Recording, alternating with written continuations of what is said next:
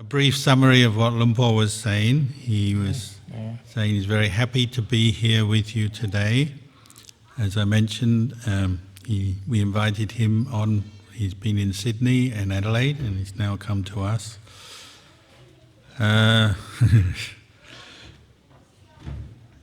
He said he's very happy to see the progress of the monastery.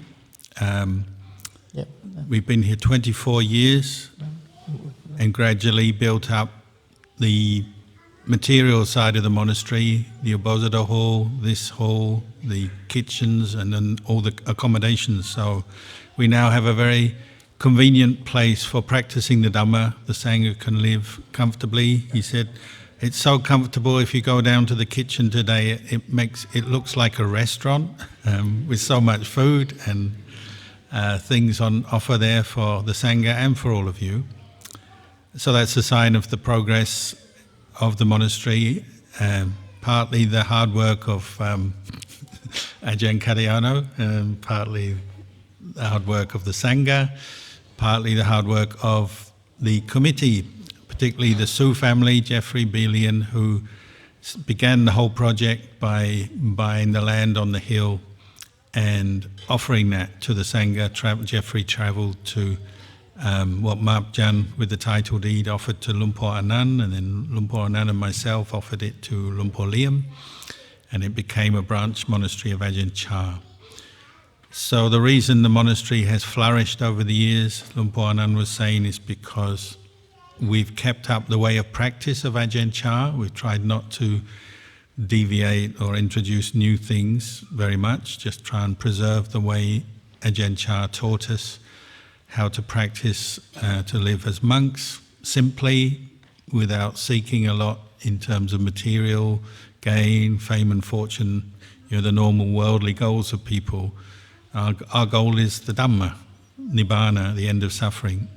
So myself and Ajahn Anan and many of the senior monks, we have lived in very simple conditions in the past. Say for myself, before I started this monastery, I lived in Thailand. I spent 8 years at Wat Bapong and then 10 years at Wat Mapjan.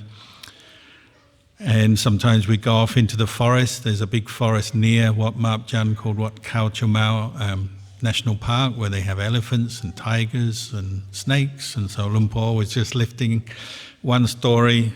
When I was staying there in the forest, one afternoon I was meditating with my eyes closed, and I heard a rustle in the leaves, and a huge cobra came up and basically came onto my lap, and he didn't bite me in the terms of putting any poison into me, but he kind of knocked my chest and just sat on my lap looking at me. So he could have killed me because he's face to face with me. And I just asked the cobra, I said, what are you doing? And the cobra looked at me confused. Perhaps I did actually speak Thai because it was a Thai cobra. But having looked at me, he then shot off into the forest. So we've all, Luang Por Anan as well, has been to places like Khao Yai, where they used to have elephants and tigers, encountered tigers. So all of us have had to go through difficulty in the earlier part of our practice. Luang Por Anan has had malaria many times, encountered wild animals, encountered difficulties of different kinds in order to pursue the Dhamma. So that's why you can build a monastery like this. And he was saying, similarly, when this monastery was built, Jeffrey and Belian and their family members, to raise the funds to buy the land, they put their houses into the bank, got mortgages together to raise the funds, buy the land, which was a leap of faith to do that. The ordinary person wouldn't do that, to put their own house into a bank under a mortgage. To build a place like a Buddhist monastery, not many people are willing to do that.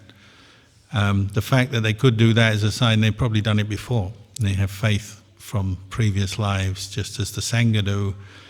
The Sangha has their practice from previous lives, so this life, building on past good karma, good causes and conditions, this life can go further and do these kind of things, sacrifice for everyone. You know, when you build a monastery, it's for everyone, for the long-term benefit of the religion.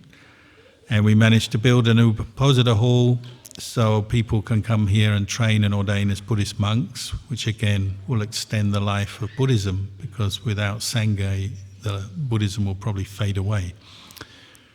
So everything the Sangha and laity have done here has been for the benefit of the whole community, a place where people can come and practice, can become monks, and practice following the Buddhist teachings. So it's something Luang Por was saying he gives his Anumodanā for. He's very happy to see so many people here today making offerings, and that's something for all of us to rejoice in, be happy about.